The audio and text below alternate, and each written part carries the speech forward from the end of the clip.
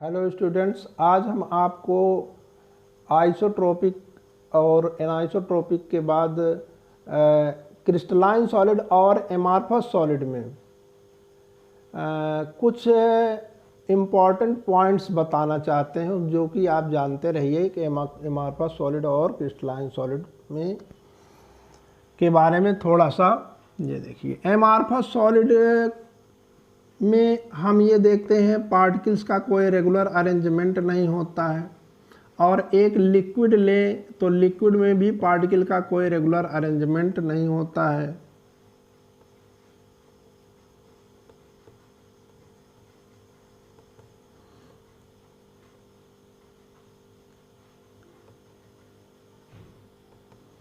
तो इसका मतलब एमार्फस सॉलिड में पार्टिकल का अरेंजमेंट लिक्विड और लिक्विड में पार्टिकल का अरेंजमेंट सेम होता है, लेकिन यह ऐसा हमको क्रिस्टलाइन सॉलिड और लिक्विड में नहीं दिखाई देता है। क्रिस्टलाइन सॉलिड में पार्टिकल में रेगुलर अरेंजमेंट दिखाई देता है, जबकि लिक्विड में इरेगुलर अरेंजमेंट दिखाई देता है। तो हम लोग इस चीज़ को नोट इस तरीके से कर लेते हैं कि the arrangement of particles in amorphous solid is similar to that of the liquid। Liquid के एकदम सिमिलर होता है, ठीक है। और दूसरी चीज़ ये होता है कि इसमें एंशियंट टाइम में, आज के से बहुत पुराने ज़माने में जो हम लोगों को बिल्डिंग्स दिखाई देते थे, बिल्डिंग्स में जो ग्लास पैन्स लगी रहती हैं, ग्लास के ऑब्जेक्ट एंशियंट टाइम में जो हम लोगों को मिलते हैं, उसमें कहीं न कहीं मिल्की कलर आ जाता है। तो मिल्की कलर क्यों आ जाता है? तो मिल्की कलर आने का कारण होता है क्रिस्टलाइजेशन, ठीक है। Some objects, some glass objects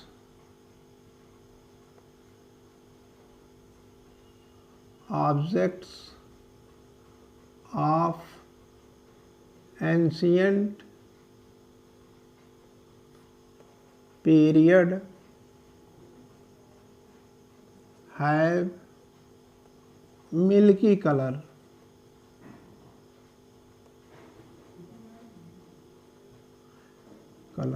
It is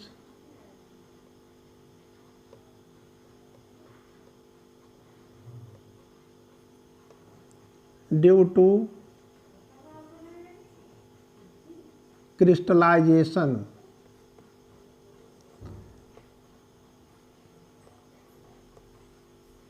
देखिए, उस ग्लास में धीरे धीरे क्रिस्टलाइजेशन हो गया, क्रिस्टलाइजेशन के कारण ही उसमें मिल्की कलर आपको दिखाई देने लगा है, ठीक है।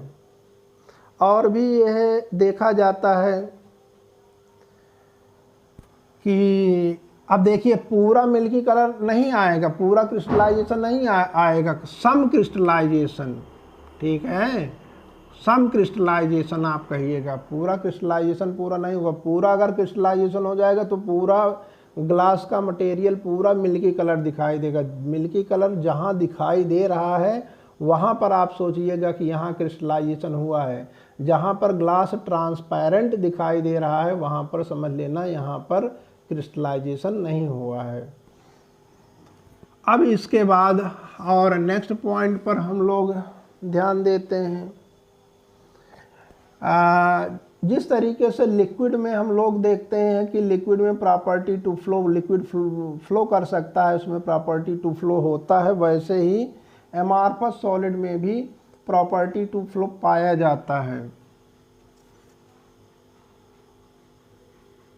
like liquids amorphous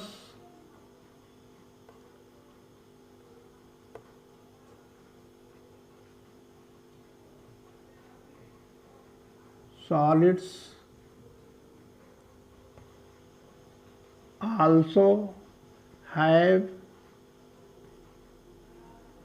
property to flow, but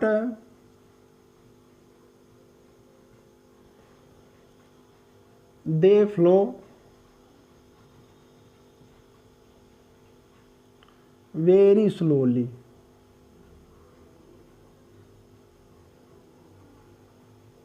ये बहुत स्लोली फ्लो करता है, लेकिन फ्लो करता है। तो इसमें देखिए, पहले हमने बताया कि इसमें पार्टिकल का अरेंजमेंट, यानी एमार्फस सॉलिड में पार्टिकल का अरेंजमेंट लिक्विड में प्रेजेंट पार्टिकल के अरेंजमेंट के सिमिलर है, और लिक्विड की तरह ही एमार्फस सॉलिड में फ्लो होने की प्रॉपर्टी होती है। और इसी कारण से हम लोग एमार्फस सॉलिड को ट्रू सॉलिड नहीं मानते हैं, इसको हम लोग स्यूडो सॉलिड यानी फॉल्स सॉलिड कहते हैं, या इसको हम लोग सुपर कूल्ड लिक्विड कहते हैं। इसके बाद लिख सकते हैं due to which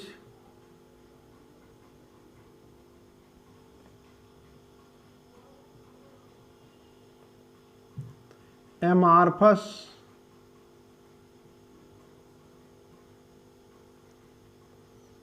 solids are called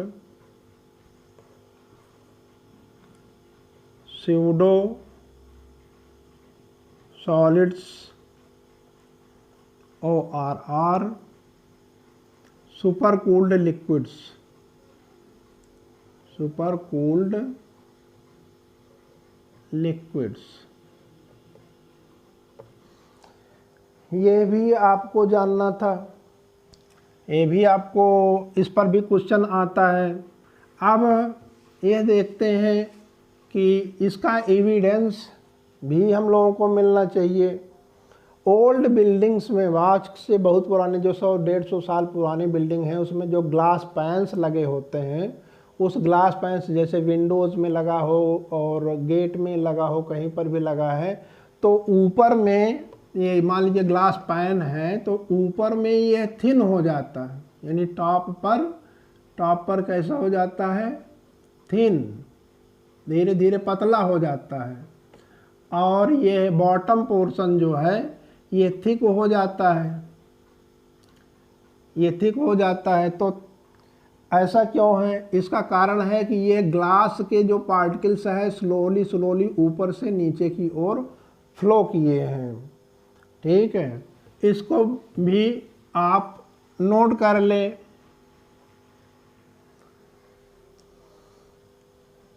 the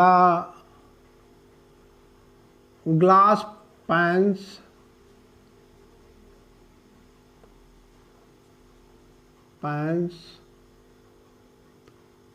of old buildings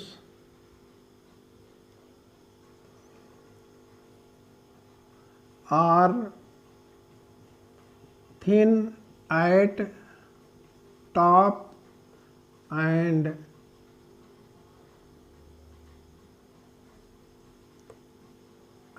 thick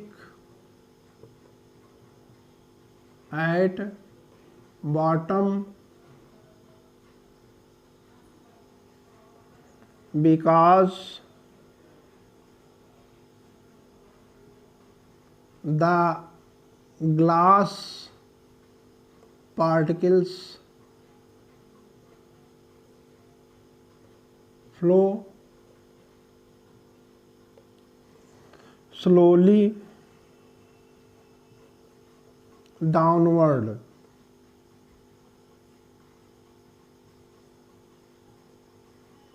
ये आप लिख सकते हैं। और एक पॉइंट आप और जानते रहिए कि अगर हम एमार्फस सॉलिड को हीट करेंगे तो क्या होगा। एमार्फस सॉलिड को हीट करेंगे तो वो सॉफ्ट हो जाएगा।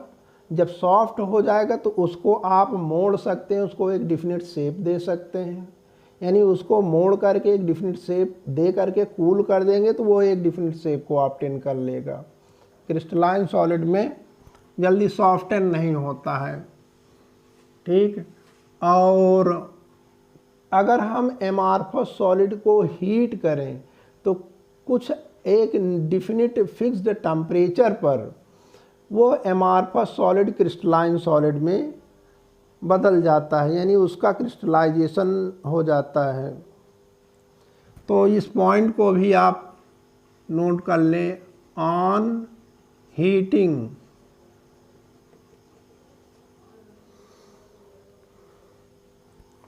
Amorphous solids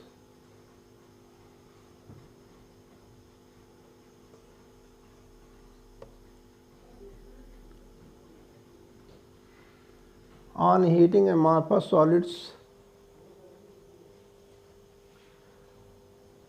they become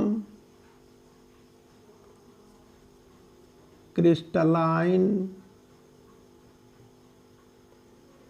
at a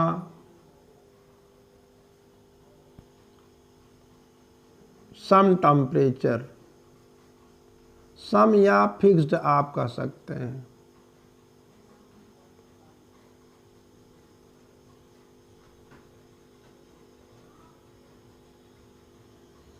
यहाँ तक आपको क्रिस्टलाइन और एमार्फस सॉलिड में पढ़ना था। अब इसमें आप जान गए होंगे कि जो क्रिस्टलाइन सॉलिड होता है वो ट्रू सॉलिड होता है और जो एमार्फस सॉलिड होता है वो ट्रू सॉलिड नहीं होता है, ठीक है। और इसमें यह भी आप समझ गए होंगे कि जब क्रिस्टलाइन सॉलिड को हम लोग कट करते हैं तो कट करने पर इसमें जो नया सरफेस बनता है वो नया सरफेस स्मूथ क्यों होता है। स्मूथ इसलिए होता है क्योंकि इसमें पार्टिकल का रेगुलर अरेंजमेंट होता है। लेकिन एमार्फस सॉलिड को जब हम लोग कट करते हैं उसमें पार्टिकल का रेगुलर अरेंजमेंट तो है नहीं। जब उसको कट करते हैं तो नया जो सरफेस प्रोड्यूस होता है वो रफ होता है क्योंकि उसमें पार्टिकल का कोई रेगुलर अरेंजमेंट नहीं है, ठीक है। इसको लिखना नहीं है, समझ लेना है। और आज के लिए बस इतना ही।